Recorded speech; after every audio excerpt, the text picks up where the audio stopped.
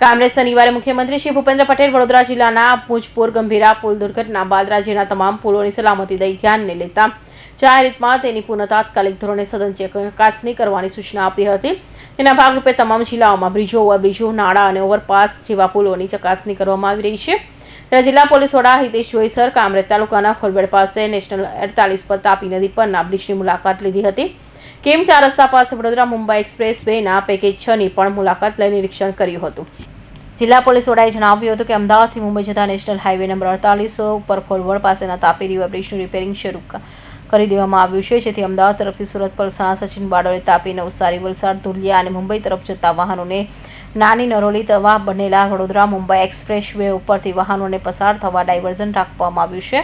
આ ઉપરાંત સુરત શહેર તરફ જતા વાહનો કિમ 4 રસ્તાથી તથા રાજ હોટલની બાજુમાંથી અજીરા તરફ જતા રસ્તે પણ પસાર થઈ શકશે। રાજ હોટલથી કામરેજ તરફ જતો બ્રિજને રસ્તો સદંતર બંધ રાખવામાં આવ્યો છે, જેથી પોલીસને ટ્રાફિક નિયમોમાં સહકાર આપવા જાહેર જનતાને અને વાહન ચાલકોને અનુરોધ કર્યો હતો। આપણે સૌ જાણીએ છીએ એ રીતે તાપી નદીના બ્રિજ ઉપર અહીં નેશનલ હાઈવે 48 ઉપર જે લોખંડની પ્લેટ મૂકવામાં આવેલી છે અને બ્રિજમાં જે કરેક્ટિવ વર્ક જે સમારકામ કરવાનું છે એના અનુસંધાને માનનીય કલેક્ટરશ્રી દ્વારા 30 દિવસ બ્રિજ બંધ રહે એ માટેનું જાહેરનામું બહાર પાડવામાં આવેલું છે। એ અનુસંધાને નેશનલ હાઈવે ઓથોરિટી ઓફ ઇન્ડિયાના પ્રોજેક્ટ ડિરેક્ટર અને એમની તમામ ટીમ સાથેની અત્યારે હાલ તૈયારીઓ એડવાન્સ સ્ટેજમાં પહોંચી ગયેલી છે। આપ સૌના માધ્યમથી મારે અહીં સુરત શહેર, સુરત જિલ્લાના તમામ નાગરિકો તથા અહીં નેશનલ હાઈવે 48 પર પસાર થતા તમામ વાહન ચાલકો, ટ્રાન્સપોર્ટ એસોસિએશનો, તમામ સ્ટેક હોલ્ડર્સને જણાવવા માંગુ છું કે ટૂંક સમયમાં જ NH 48 પરનું જે તાપી નદીનો બ્રિજ સુધીનો જે રસ્તો છે, રાજ હોટલ સુધીનો રસ્તો છે, એ સદંતર બંધ કરી દેવામાં આવશે। તો જે લાઇટ મોટર વ્હીકલ છે જે સુરત શહેરમાં જવા માંગતા હોય એ અંકલેશ્વર, હાંસોટ, ઓલપાડ થઈને લાઇટ મોટર વ્હીકલ આવી શકશે। પછી પીપોદરા, કિમ બાજુથી પણ લાઇટ મોટર વ્હીકલ આવી શકશે। રાજ હોટલથી સુરત સિટીમાં જઈ શકશે। એનાથી આગળ રાજ હોટલથી આગળ કોઈ પણ વાહનને જવા દેવામાં નહીં આવે।